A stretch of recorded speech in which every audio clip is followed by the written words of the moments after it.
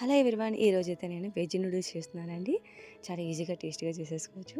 దీనికోసం ముందుగా నేను మా ఇంట్లో మల్టీగ్రెయిన్ ఉంది, ఆటా ఉంది, 2 నూడిల్స్ ఉన్నాయి. 2 కలిపి చేస్తున్నాను అనమాట. ముందుగా ఒక గిన్నెలో వాటర్ పోసుకొని బాగా మరిగిన తర్వాత దాంట్లో కొంచెం ఆయిల్ వేసుకొని పొడి పొలాడుతూ వస్తాయి.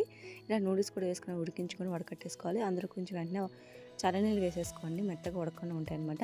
ఒక కళాయి పెట్టుకొని ఆయిల్ పోసుకొని బాగా మరిగిన తర్వాత ఉల్లిపాయ, పచ్చిమిర్చి, కరివేపాకు వేసుకొని వేయించుకోండి. అందులోనే క్యాబేజీ, క్యారెట్ కూడా వేసుకోండి.